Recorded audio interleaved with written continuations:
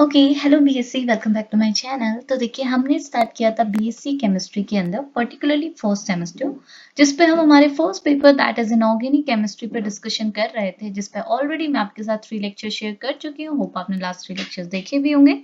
आज आगे कंटिन्यू करते हैं हमारे लेक्चर नंबर 4 पे, जिसके अंदर अगेन वेरी इंपॉर्टेंट टॉपिक हमने डिस्कशन में लेना है, that is de Broglie's equation. Okay, so de Broglie ने क्या किया था, एक हाइपोथेसिस दी थी, पर्टिकुलरली ये एक इक्वेशन नहीं, हम इसे एक हाइपोथेसिस बोलेंगे। तो इस पे हमने डिस्कशन करना है, क्या वो हाइपोथेसिस थी, क्या उसका यूज है, क्या उसका सिग्निफिकेंस है, सब कुछ देखेंगे। बट उससे पहले जैसे मैं आपसे हमेशा बोलती हूँ, अब आप स्कूल पे नहीं हैं, डेफिनेटली अब आप एक यूनिवर्सिटी पे चले गए, तो आपके आंसर भी उसी लेवल के होने चाहिए। तो हम आंसर कुछ इसी तरीके से करेंगे। देखो सबसे पहले हम एक हिस्टोरिकल डेवलपमेंट देखेंगे कि भाई देखो डी ब्रॉगली ने क्या बताया था, डी ब्रॉगली ने डुअल नेचर बताया था। तो ये जो dual nature, particle and wave nature, duality का जो कॉन्सेप्ट आया था, इसकी हिस्ट्री क्या थी। इसमें सबसे पहले न्यूटन्स ने अपना रोल प्ले किया, जिन्होंने ये बताया कि हमारी जो लाइट होती है इसके अंदर पार्टिकल नेचर होता है। ओके, इसके बाद हमारे दूसरे साइंटिस्ट है जिनको हम बोलते हैं हाइड्रोजन। ये आप नाम आपने बहुत रेयरली सुना होगा, लेकिन इन्होंने क्या किया था, इन्होंने ये बताया था कि जो हमारी लाइट होती है इनका वेव नेचर होता है। तो देखो लाइट का पार्टिकल नेचर न्यूटन ने बता दिया था, देन इन्होंने आपके लाइट के वेव नेचर को बताया। बट इनकी कुछ ना कुछ लिमिटेशन, इन्होंने कुछ ना कुछ ऑब्जर्वेशन डेफिनेटली किया, बट इनकी कुछ ना कुछ लिमिटेशन रह गई थी। फिर आपके आइंस्टीन आए, जिन्होंने आपके फोटोन्स की बात की थी, दैट मीन्स कि लाइट के एनर्जी अंदर एक एनर्जी का पैकेट होता है, जिसे हम फोटोन्स कहते हैं, which is represented by h nu. That is इन्होंने एक इक्वेशन दी थी, E is equal to h nu. That means की एनर्जी जो लाइट है इसके अंदर जो एनर्जी का पैकेट है, जिसे हम फोटोन कहते हैं, उसकी वैल्यू क्या होती है, एच न्यू होती है। और इसी के बाद जब ये 3 साइंटिस्ट आपके आए, इसके बाद लास्टली आपके कौन आए, डी ब्रॉगली। और इन्होंने इन तीनों को कंसीडर करते हुए एक हाइपोथेसिस क्रिएट किया, जिसे हम डी ब्रॉगली हाइपोथेसिस कहते हैं। एंड देन हम समझेंगे कि डी ब्रॉगली हाइपोथेसिस क्या था, इन्होंने क्या स्टेटमेंट दी थी, ये क्या सजेस्ट कहते थे, उसके बाद इन्होंने कौन सी इक्वेशन को आपको गिवन किया था, ये हम समझेंगे। एंड देन इसके बाद इस इक्वेशन को डिराइव करना सीखेंगे, बिकॉज इसका डेरिवेशन इज वेरी इंपॉर्टेंट। तो फिर हम देखेंगे कि आइंस्टीन एंड प्लैंक्स की हेल्प लेके, मतलब इनके कॉन्सेप्ट को लेके, इनके आइडियाज को लेके, डी ब्रॉगली ने अपना हाइपोथेसिस और अपनी इक्वेशन दी थी। इस डेरिवेशन को हम समझेंगे और लास्टली हमको क्लियर हो जाएगा what is de Broglie equation, which is also called as de Broglie wavelength. Okay, and then उसके बाद कुछ basic point like a significance, de Broglie hypothesis का सिग्निफिकेंस क्या है। एंड देन इसका एक्सपेरिमेंटल प्रूफ भी किया था, पता है इसका डेविशन एंड जर्मन ने इसका 1927 में एक्सपेरिमेंटल प्रूफ किया था डी ब्रॉगली हाइपोथेसिस का, कि एक्सपेरिमेंटली ये परफेक्ट है और not. Okay, and then lastly हम लोग इसके कंक्लूजन पे आएंगे। This is the total material जो आपको लिखना है अगर आपसे आपकी यूनिवर्सिटी में, कॉलेज में क्वेश्चन बनता है ऑन डी ब्रॉगली हाइपोथेसिस। तो मे बी आपको ये स्लाइड्स बहुत ज्यादा लग रही होंगी, बिकॉज हर स्लाइड में बहुत छोटा छोटा सा कंटेंट शेयर किया गया है, लेकिन बहुत ईजी है। आप जितना अभी तक डी ब्रॉगली इक्वेशन पढ़ते थे, उससे हम थोड़ा बेटर करते हुए क्या करेंगे, उसका significant, conclusion, experimental proof and उसके साथ साथ historical background, that's it. Okay, so ये हमने एक्स्ट्रा मटेरियल ऐड करना। सो स्टार्ट करते हैं हमारे लेक्चर को, correct. So start with the first one, that is Newton's corpuscular theory, which is also called as particle theory of light. क्या मतलब है इसका, देखो सबसे पहले जो हमारे साइंटिस्ट आए थे, देखो मैं आपको एक चीज पहले आपको ऊपर ऊपर से एक्सप्लेन करी हूँ। देखो हम क्या पढ़ रहे हैं, historical development of wave particle duality. That means कि वेव और पार्टिकल दोनों नेचर होता है, जिसे हम डुअलिटी कह रहे हैं, पर किसका नेचर होता है। देखिए अभी तक जो हम बात कर रहे हैं, अगर मैं आपको पर्टिकुलरली डी ब्रॉगली की बात करूं, तो डी ब्रॉगली ने जो हाइपोथेसिस दिया था, hypothesis is not law. Okay, hypothesis means एक आइडिया इन्होंने सामने रखा था, और इसी आइडिया को बाद में आपका प्रूफ किया था, ये हम आगे पढ़ेंगे। दैट हमारे 2 साइंटिस्ट थे, जर्मन एंड आपका डेविसन। इन्होंने डी ब्रॉगली का जो हाइपोथेसिस था, जो आइडिया था, उसे एक्सपेरिमेंटली प्रूव भी किया था, ये भी बात हम पढ़ेंगे। बट मैं आपसे क्या कह रही हूँ कि डी ब्रॉगली ने अपना एक हाइपोथेसिस, एक आइडिया दिया हुआ था, जिसके अंदर इन्होंने पर्टिकुलरली इलेक्ट्रॉन को फोकस करते हुए देखा। दैट इन्होंने बोला इलेक्ट्रॉन का डुअल नेचर होता है, इलेक्ट्रॉन में एक पार्टिकल नेचर भी है और इलेक्ट्रॉन का वेव नेचर भी है। हम ये चीज हमको पर्टिकुलरली पढ़नी है, करेक्ट। लेकिन अभी मैं आपसे क्या बोल रही हूँ, इस इलेक्ट्रॉन के डुअल नेचर को आइडेंटिफाई करने से पहले, इस पे हाइपोथेसिस देने से पहले 3 साइंटिस्ट हमारे आए थे, और इन्हीं साइंटिस्ट को कंसीडर करते हुए, इन्हीं के आइडियाज को कंसीडर करते हुए डी ब्रॉगली ने अपना हाइपोथेसिस रखा। इसलिए शॉर्ट में इनका डिस्क्रिप्शन भी जरूरी है। अब देखो इन्होंने इलेक्ट्रॉन की बात नहीं की, अभी जो हम ये 3 पॉइंट्स पढ़ेंगे, 3 साइंटिस्ट के बारे में पढ़ेंगे, इन्होंने लाइट के बारे में बोला। आपसे अगर मैं इन जनरल पूछूं तो हम सभी कहेंगे लाइट कैसी होती है, वेव नेचर की, लाइट के पास अपना वेव नेचर है। लेकिन सबसे पहले जो हमारे साइंटिस्ट आए थे, दैट इज न्यूटन। इन्होंने जो थ्योरी दी थी जिसे हम बोलते हैं न्यूटन्स कॉर्पस्कुलर थ्योरी। अब कॉर्पस्कुलर क्या होता है अभी मैं बताऊंगी। इन्होंने जो थ्योरी दी थी उसे हम बोलते हैं Newton's corpuscular theory which says that light has a particle nature. इन्होंने बोला जो हमारे आसपास जो लाइट है, कोई भी आप लाइट ले दो, ये लाइट क्या है, छोटे छोटे पार्टिकल से मिलकर बनी है, छोटे टाइनी पार्टिकल से बनी है, and these particles are called as a corpuscular. That's why this theory is called as a Newton's corpuscular theory which says that light जो है वो छोटे टाइनी पार्टिकल से बनी है विच इज कॉर्पस्कुलर। और ये बात आपके न्यूटन ने रखी थी। ओके अब ये बात भी बिल्कुल गलत नहीं थी। क्यों? क्योंकि इन्होंने इस बात को प्रूव किया था कुछ बेसिस से। कुछ बेसिस मींस कुछ एक्सपेरिमेंट किए थे, जिसे इन्होंने बोला देखो जो भी हमारी लाइट होती है वो एक स्ट्रेट लाइन में ट्रेवल करती है, जिसे हम बोलते हैं रेक्टिलिनियर प्रोपोगेशन। तो इन्होंने बोला कोई भी लाइट जो है वो सीधे सीधे मूव करती है, यानी कि रेक्टिलिनियर प्रोपोगेशन शो करती है।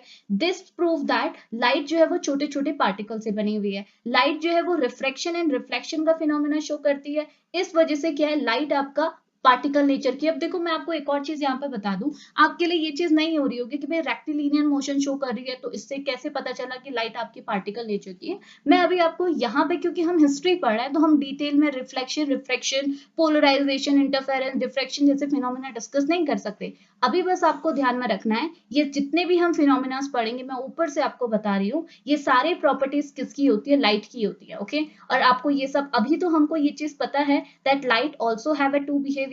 लाइट पार्टिकल नेचर की भी होती है, लाइट वेव नेचर की भी होती है। तो लाइट जब पार्टिकल नेचर की होती है उस टाइम पे ये सारे बिहेवियर्स वो शो करती है, जिस वजह से न्यूटन ने ये सारे बिहेवियर लाइट में ऑब्जर्व किए कि लाइट आपके स्ट्रेट लाइन में ट्रेवल करती है, रिफ्लेक्शन एंड रिफ्लेक्शन जैसे फिनोमेना शो करती है, because light also has a particle behaviour. इस वजह से लाइट ने ये सारे फिनोमेना शो किए। लेकिन लाइट क्योंकि वेव नेचर जब शो करती है तो वो डिफ्रेक्शन, इंटरफेरेंस, पोलराइजेशन जैसे फिनोमेना भी शो करती है। अब न्यूटन तो ये कंसीडर ही नहीं करते थे, उन्होंने तो इस चीज को नेग्लेक्ट कर दिया था दैट लाइट का वेव नेचर भी होता है। तो इस वजह से क्या हुआ, ये फेल हो गई टू एक्सप्लेन कि लाइट डिफ्रेक्शन फिनोमेना क्यों शो कर रही है, इंटरफेरेंस, पोलराइजेशन क्यों शो कर रही है, बिकॉज ये तो लाइट तब शो करती ना जब उसका वेव नेचर होता। लेकिन न्यूटन का तो मानना था लाइट का वेव नेचर होता ही नहीं है, लाइट का सिर्फ पार्टिकल नेचर होता है। तो ये इनका क्या बन गया था, ड्रॉबैक बन गया था, इनका फेलियर बन गया था। तो इससे हम क्या कंक्लूड करते हैं, इससे हमारा कंक्लूजन ये है दैट न्यूटन ने जो बात रखी थी that light has a particle nature,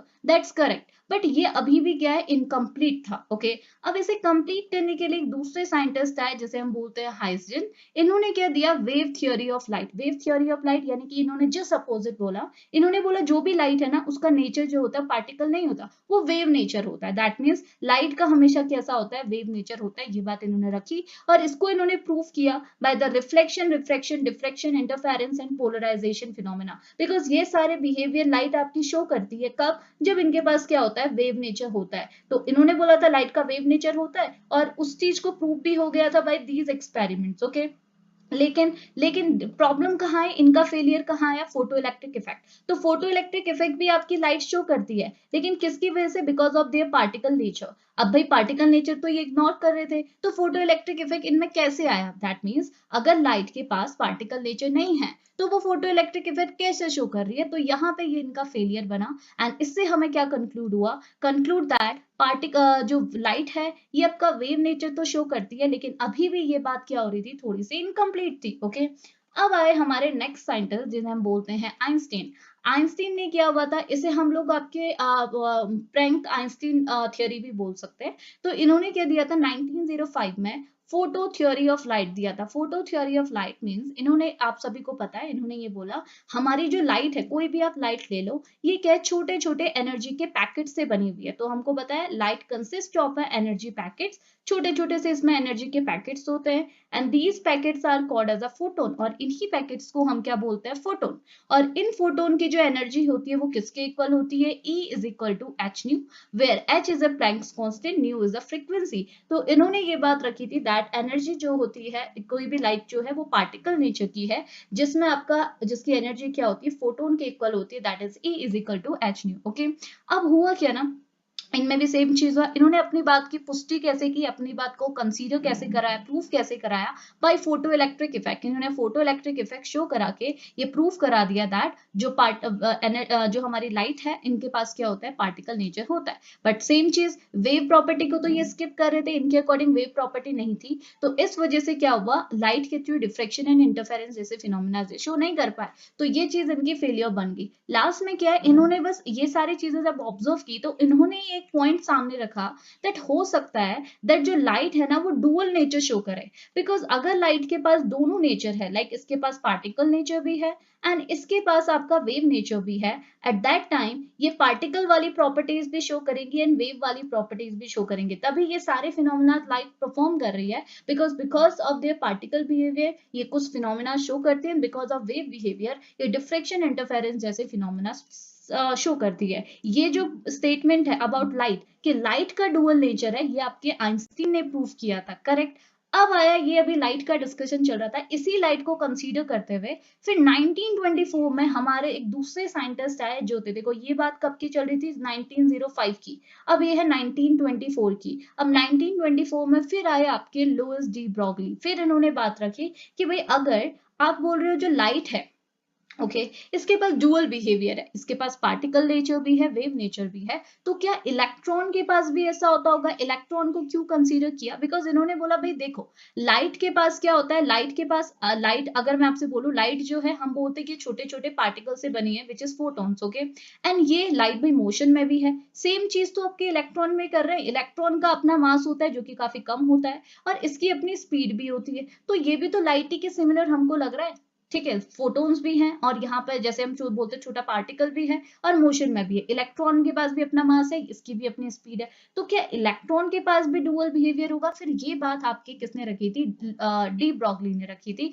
फिर इस चीज की पुष्टि करें, इस चीज को कंसीडर कराने के लिए इन्होंने क्या स्टेटमेंट दिया, आप देखिएगा। इन्होंने बोला ही suggest that all matter particle means अभी आप सारे पार्टिकल को कंसीडर कर रहे हैं। देखो अभी आगे जाके हमें पता चलेगा D Broglie hypothesis is only applicable for the micro particles like electron, but जो मैक्रो पार्टिकल होते हैं, जैसे अगर मैं बोलूं मूविंग, अगर आपके हाथ में एक बॉल है, आप उसे जोर से फेंक रहे हैं तो बॉल भी एक पार्टिकल है, जब वो मूव कर रही है भाई उसकी भी अपनी वेलोसिटी होगी, तो मूविंग बॉल जो हो गई, या फिर आप किसी पत्थर को फेंकते हैं तो वो जब मोशन में है उस समय भी वो पार्टिकल भी है, उसका अपना मास भी है, वो मोशन में भी है, तो वो मैक्रो पार्टिकल हो गए। तो अभी हमको पता चलेगा that particle is again classified into two type, particle को भी हम दो टाइप में क्लासिफाई करेंगे, micro particle and macro particle, and हमको पता चलेगा that D Broglie hypothesis is only applicable for the micro particle not for macro particle. इसे मैं आगे आपको प्रूफ करवाऊंगी, करेक्ट। अभी बस इतना देखो, इन्होंने बोला कि हमारे आसपास जो भी मैटर है, ओके उसके अंदर जो भी पार्टिकल्स है, चाहे इलेक्ट्रॉन, प्रोटॉन, एटम, मॉलिक्यूल्स कुछ भी हो,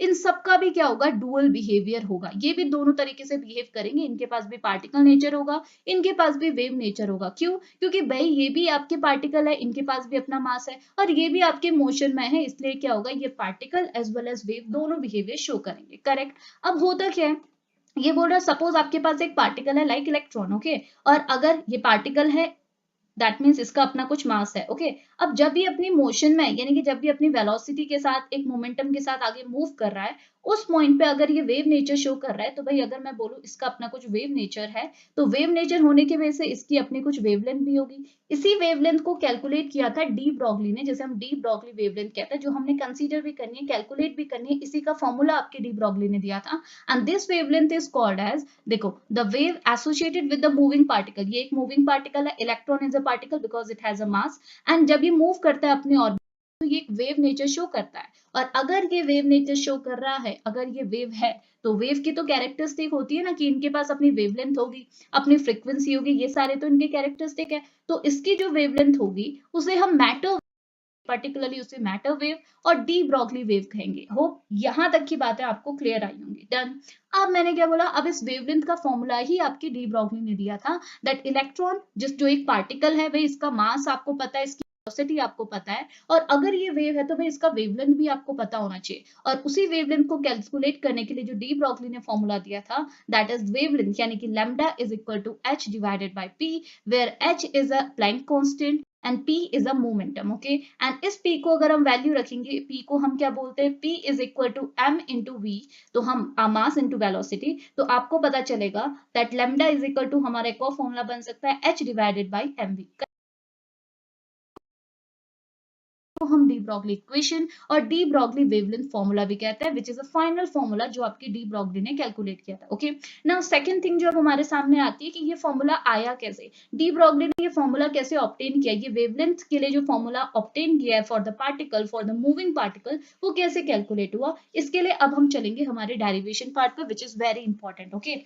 तो देखिए यहाँ लिखा है डी ब्रॉगली वेवलेंथ डेरिवेशन क्या था, इन्होंने बोला de Broglie use the ideas of a Planck and Einstein to derive this relation. तो ये जो रिलेशन है इसको डिराइव करने के लिए इन्होंने दो आइडियाज का यूज किया। सबसे पहले प्लैंक की इक्वेशन का, जिसे हम क्या बोलते हैं, E is equal to h nu, and second one is Einstein equation which is E is equal to mc square।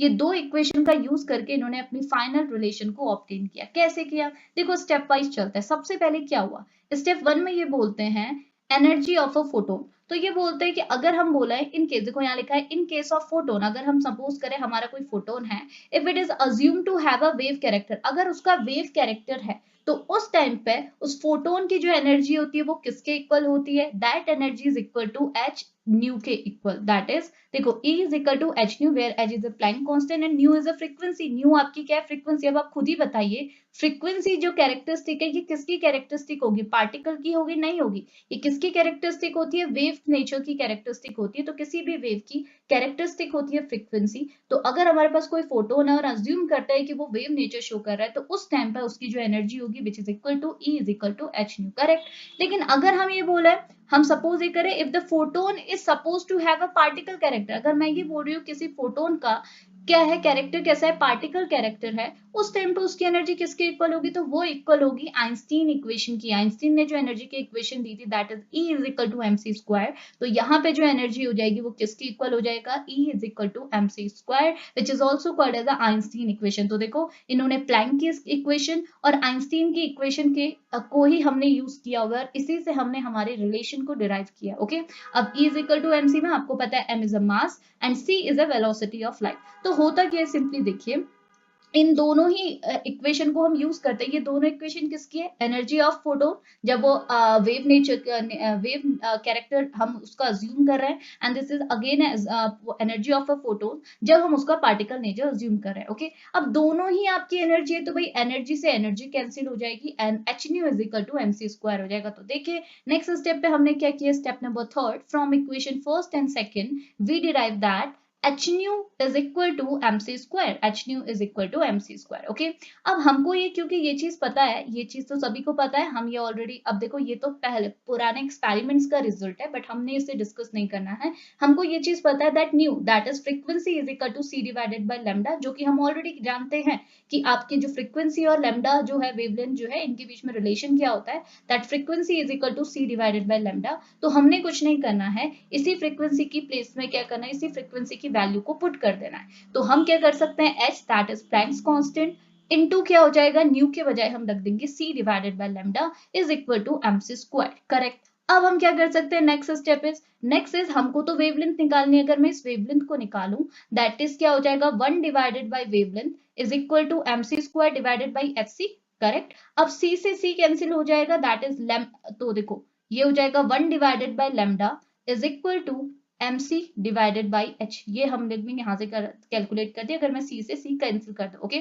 अब हमने 1 डिवाइडेड बाय लैम्डा नहीं करना, हमने लैम्डा कैलकुलेट करना है, तो हम इस पूरी बॉडी को इन्वर्स कर देंगे। So lambda is equal to h divided by mc हो जाएगा। अब देखो हम mc यहाँ पे लिखे हुए हैं, लेकिन अभी हम बोल रहे थे mv, ऐसा क्यों, देखो जब भी हम किसी मैक्रोस्कोपिक पार्टिकल्स की बात करते हैं तो mc में जो c है this become equal to v, यानी कि वेलोसिटी के ये इक्वल हो जाता है। So lambda is equal to क्या हो जाता है, h डिवाइडेड बाई mv। तो हमको फाइनली हमारी इक्वेशन मिल जाती है, और हमको पता है क्योंकि p that is momentum is equal to mv, तो हम यहाँ पर को p भी पुट कर सकते हैं। तो lambda is equal to h divided by p भी पॉसिबल है। तो ये जो वेवलेंथ की इक्वेशन है ये आपके डी ब्रॉगली ने डिराइव की थी फ्रॉम दीज टू इक्वेशन। इन दोनों ही इक्वेशन को कंसीडर करते हुए हमारा फाइनल रिजल्ट आ गया। कितना इजी डेरिवेशन है, क्लियर। नेक्स्ट थिंग क्या है, अब देखो ये चीज यहाँ पर लिखी है, इसमें लिखा है this is called as a de Broglie wavelength, इसी को हम क्या बोलते हैं, डी ब्रॉगली वेवलेंथ, जो हमने कैलकुलेट करना था। तो देखिए एक बार मेरी बात सुनेगा, अभी तक हमने क्या जाना, दैट हमारा जो मेन टॉपिक था वो था डी ब्रॉगली इक्वेशन, एंड हमने डी ब्रॉगली इक्वेशन समझी भी कि डी ब्रॉगली ये बोलते थे जो भी आपका इलेक्ट्रॉन है इनका डुअल नेचर होता है, ये particle as well as wave nature दोनों शो करता है, और जो वेव नेचर है उसी को हम लोग क्या बोलते हैं, मैटर वेव और डी ब्रॉगली वेव, जिसकी इक्वेशन हमने डिराइव भी की और हमने बताया ये इसकी इक्वेशन है, और इसको फिर हमने फाइनली डिराइव करके रख दिया, ये हमारा फाइनल काम था। लेकिन इससे पहले हमने देखा कि डी ब्रॉगली ने ये कॉन्सेप्ट, आपका डी ब्रॉगली के दिमाग में ये कॉन्सेप्ट आया कैसे, क्योंकि इससे पहले ऑलरेडी 3 साइंटिस्ट आ चुके थे जिन्होंने अलग अलग नेचर के बारे में बताया, किसके, लाइट के। तब जाके डी ब्रॉगली के दिमाग में ये बात आई कि भाई इलेक्ट्रॉन भी तो लाइट ही का जैसा है, इसमें भी छोटे पार्टिकल्स हैं, ये भी पार्टिकल है और ये भी आपका मूव कर रहा है, यानी कि इसकी भी वेलोसिटी है, मोमेंटम है, तो क्या ये भी डुअल नेचर शो करेगा, इस वजह से इन्होंने अपना ये हाइपोथेसिस रखा। अब नेक्स्ट थिंग क्या होती है, पहले हम इसका सिग्निफिकेंस देखते हैं, देन देखते हैं कि इसको एक्सपेरिमेंटली प्रूफ कैसे किया। चलो पहले इसका एक्सपेरिमेंटल प्रूफ देखते हैं। फिर हुआ क्या ना, 1927 में एक दूसरे साइंटिस्ट है जिसे हम बोलते हैं डेविसन इन जर्मन, इन्होंने क्या किया, जो हाइपोथेसिस था, जो एक आइडिया डी ब्रॉगली ने रखा हुआ था, उसको एक्सपेरिमेंटली प्रूफ किया। कैसे किया, इन्होंने बोला electron show a diffraction pattern when pass through a crystal, that means ये बोला अगर आप किसी क्रिस्टल से अपने इलेक्ट्रॉन्स को पास कराते हो तो इलेक्ट्रॉन में डिफ्रैक्शन आ जाता है, diffraction means kind of scattering, ये अपने पास से क्या हो जाती है, थोड़ा सा बेंड हो जाती है, इनका जो पाथ होता है एक्चुअल, उससे थोड़ा इलेक्ट्रॉन क्या कर रहे हैं, बैंड कर रहे हैं, and this bending is a behaviour of a wave, और ये तो किसका बिहेवियर होता है, वेव का। Diffraction pattern is because of the wave nature, okay, कोई लाइट भी अगर डिफ्रैक्शन पैटर्न शो कर रही है तो बिकॉज ऑफ वेव नेचर, और इलेक्ट्रॉन भी अगर डिफ्रैक्शन पैटर्न शो कर रहा है दैट मींस इसमें भी वेव नेचर है, और डी ब्रॉगली ने सही बात रखी थी कि इलेक्ट्रॉन पार्टिकल तो है बिकॉज इसके पास अपना मास है, लेकिन क्योंकि ये डिफ्रैक्शन पैटर्न शो कर रहा है that's why this also electron also have a behaviour of a wave, तो इस वजह से इसमें वेव नेचर भी है, इस चीज की यहाँ पर को क्या हुआ, प्रूव हुआ। तो अगला क्या है, this confirm that electron have a wave nature, okay, इससे ये कंफर्म हुआ इलेक्ट्रॉन का वेव नेचर भी होता है। अब मैं आपको इसकी सिग्निफिकेंस बता रही, which is very important point. Significance क्या है, देखो सिग्निफिकेंट ये है दैट ये बोल रहा है फॉर माइक्रोस्कोपिक पार्टिकल, माइक्रोस्कोपिक मतलब बहुत छोटे पार्टिकल लाइक इलेक्ट्रॉन, जिनका मास क्या होता है, बहुत कम होता है, दैट इज माइक्रोस्कोपिक पार्टिकल। ये बोल रहा है फॉर माइक्रोस्कोपिक पार्टिकल, देखो अगर मैं आपको वैल्यू बताऊं, हमने क्या निकाली थी, वेवलेंथ, यानी कि lambda is equal to h divided by mv, ये हमारी इक्वेशन थी। आप यहाँ से देख सकते हैं जो लेमडा है और वो मास के कैसे रिलेशन में है, lambda is inversely proportional to mass, that means अगर किसी का मास ज्यादा है तो उसके लिए लेमडा डेफिनेटली क्या होगा, कम होगा। तो बोले अगर हम किसी माइक्रोस्कोपिक पार्टिकल की बात करें लाइक इलेक्ट्रॉन, तो भाई इलेक्ट्रॉन का जो मास होता है वो मास तो होता है, मास है तभी वो पार्टिकल नेचर शो कर रही है, लेकिन मास ना बहुत कम होता है, ओके, मास बहुत कम होने की वजह से उनकी वेवलेंथ जब वो मूव करता है, इलेक्ट्रॉन स्टैटिक नहीं, जो बैठा हुआ इलेक्ट्रॉन है वो नहीं, इलेक्ट्रॉन तो आपको पता है हमेशा मूव कर रहा है, तो जब ये मूव करेगा इसकी अपनी कुछ स्पीड होगी, उस टाइम पे ये वेव नेचर शो कर रहा है, बिकॉज इसके वेव नेचर शो कर रहा है इसकी कुछ ना कुछ वेवलेंथ होगी, और क्योंकि इसका साइज बहुत छोटा है, मास बहुत छोटा है, इसकी वेवलेंथ क्या होती है, काफी ज्यादा होती है, तो ये बोल रहा है इसकी वेवलेंथ अच्छी खासी होती है, दैट मीन्स ये मेजरेबल होती है, जिस वजह से हम बोलते हैं कि इलेक्ट्रॉन जो है वो वेव बिहेवियर शो करता है, इसका वेव नेचर इंपॉर्टेंट है। लेकिन अगर मैं किसी मैक्रोस्कोपिक पार्टिकल्स की बात करूं, मैक्रोस्कोपिक यानी कि कोई बॉल ले लो, बॉल है, आप देखो बॉल आपकी कितनी बड़ी होगी, सपोज, ठीक है, इलेक्ट्रॉन के कंपैरिजन में ये इतनी बड़ी है। अब ये जो बॉल है भाई इसका अपना कुछ मास होगा, मास होने की वजह से ये पार्टिकल है, करेक्ट, ये पार्टिकल है because it has mass, okay. अब अगर मैं इसे मूव कर रही हूँ, यानी कि इसका अपना कुछ मोमेंटम, अपनी कुछ वेलोसिटी हो गई, अब ये मूव कर रहा है, तो भाई मूव करने की वजह से इसमें वेलोसिटी भी होनी, सॉरी, इसका ये अपना वेव नेचर भी शो करेगा। लेकिन यहाँ पे दिक्कत क्या होगी, अगर आप इसका मास देखेंगे तो इसका मास काफी ज्यादा है, और इसका अगर मास ज्यादा है तो भाई इसकी जो वेवलेंथ आप निकालोगे, वेवलेंथ बहुत कम होगी। तो ये बोल रहे इसमें भी अपनी वेवलेंथ होती है, इसका भी अपना वेव बिहेवियर होता है, वेव नेचर होता है, लेकिन उस वेव का जो वेवलेंथ होता है वो बहुत कम होता है। इस वजह से हम कभी भी जो मैक्रोस्कोपिक पार्टिकल होते हैं, जो बड़े पार्टिकल होते हैं like a ball, like stone, इनकी जो वेव नेचर है उसे हम नेग्लेक्ट कर देते हैं, क्योंकि उसकी वेवलेंथ इतनी छोटी है कि हम उसके वेव नेचर को नेग्लेक्ट कर देते हैं। तो यही चीज आपके सामने रखिए कि ये सिग्निफिकेंट कहाँ है, ये जो लॉ है, ये जो हाइपोथेसिस है, सॉरी, ये कहाँ यूजफुल है, only for the microscopic particle, because they have a mass जो कि बहुत कम है, जिस वजह से इनके पास वेवलेंथ अच्छी खासी है। इस वेवलेंथ की वजह से इनका वेव बिहेवियर, अगर वेवलेंथ ही नहीं है तो वेव बिहेवियर कैसे हो जाएगा? Correct. Last point is this hypothesis give the basis for the quantum mechanics. जो फिजिक्स में क्वांटम मैकेनिक्स पढ़ते हैं वो क्या है, इन उन सब के अंदर ये क्या है, हाइपोथेसिस जो है एक बेस क्रिएट करती है उस पूरे कॉन्सेप्ट के लिए। Okay, now last point is that is conclusion. अब इतने सारे डिस्कशन से हमारा कंक्लूजन क्या निकला? Conclusion is de Broglie unified the ideas of a Newton, Huygens and the Einstein to extend the wave particle duality of all matter, not just at a light. That means सिर्फ light का ही dual behaviour नहीं होता, matters के जो particles होते हैं like electron जो कि माइक्रोस्कोपिक पार्टिकल है, उनका भी डुअल नेचर होता है। ये बात आपकी डी ब्रॉगली ने प्रूव कर दी थी। That is the conclusion. Okay, so ये था हमारा लेक्चर। होप लेक्चर आपके लिए हेल्पफुल रहा होगा। तो अगर हेल्पफुल रहा है तो प्लीज लेक्चर को लाइक करते हुए जाइएगा। चैनल पर रहे हैं तो चैनल को सब्सक्राइब भी कर लीजिएगा। एंड अगर आपके साइड से कोई फीडबैक हो तो डेफिनेटली मेरे साथ शेयर कीजिएगा, ताकि मैं और अपने वीडियोस को, अपने कंटेंट को इम्प्रूव कर सकूं। करेक्ट। ओके, सो इस लेक्चर को फिनिश करते हैं, मिलेंगे नेक्स्ट लेक्चर पे। तब तक के लिए बाय बाय।